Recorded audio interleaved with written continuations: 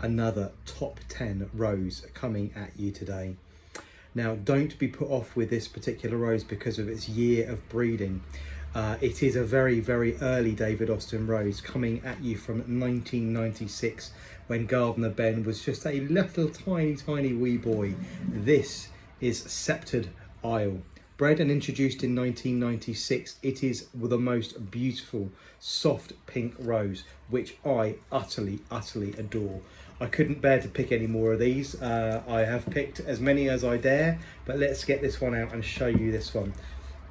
Now, it's a very, very tall bush, reaching something in the region of around 5 to 5.5 feet. It is strong, it is woody, it is upright, which means it holds these beautiful blooms very, very upright and very reliably, which is a lovely characteristic not found in some of the modern David Austin roses. They're a little on the heavy side, thus meaning they tend to droop just a little bit on the actual flower. But Sceptred Isle has very strong, woody, quite thorny canes, so do beware of the thorns on it, but it does mean that the flowers are born upright. I have mine planted in the garden, surrounded with things like geraniums at its feet, and it absolutely loves being with things like alliums, where it picks up the colours beautifully. A really, really deeply cupped, true pink bloom, opening completely and utterly flat, with a lovely yellow eye. Now, I know I go on about that quite a lot in my videos and some of these reviews, but this one actually does have stamens in the center, which are beautiful. So it's a really lovely distinctive yellow center to the flower. The fragrance on this rose, however, is really what carries it. It's absolutely divine, and until you smell this rose, when everybody bangs on about a strong myrrh fragrance, it's not until you smell something like this where you truly understand where that comes from. From this rose, I get sandalwood, I get leather, I get frankincense, I get myrrh, I get all of those masculine Christmas winter smells in a rose, which is really bizarre. Something so fresh and fragrant, and obviously quite something so feminine and very delicate to have such a strong masculine fragrance, but it is beautiful.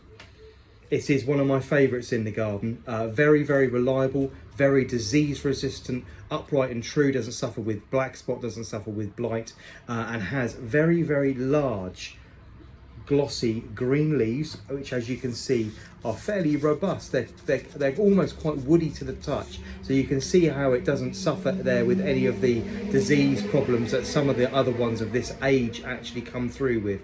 But Sceptred Isle, bred in 1996, if it's not something that you have at home and you're looking for something to give you lots and lots of fragrance in a pot, in the garden, close to a door or an archway, Sceptred Isle is a really good rose that you should go and seek out. I say, don't be put off that it's not one of the very new ones. It's not a trendy one for right now, but Sceptred Isle is one of my top 10 roses. A beautiful, soft, delicate pink, very free flowering from now in early June all the way through to the very end of the season. Often find flowers on this rose right at the very end of October. I have this planted on a northeast aspect here at North Lodge, and it flowers really well on only 2 or 3 hours of direct sunlight a day. This rose is so good that I asked for another one for my birthday this year, and I have it sat out in a pot ready to plant because I couldn't bear not to have any more of these. I cut this one very regularly for the house when I'm creating bouquets and flowers to give away for other people as well, because it's one of the ones that people go, oh, that looks nice, and they shove their nose in it. Oh, doesn't that absolutely smell beautiful? Picking up, I say, sandalwood, leather, frankincense, myrrh, very masculine fragrances that are absolutely beautiful on a very hot, heady, strong summer's day, much like it is today when it's 31 degrees. This is a really heavy fragrance that really sort of gets right into your nostrils. If you suffer with sinus problems, not very good, but for those of us that want to immerse ourselves in that wonderful sensory overload that is the perfume of a rose, Sceptred Isle is a really good rose. You must seek it out. If you have the space, get it into your gardens and really enjoy her.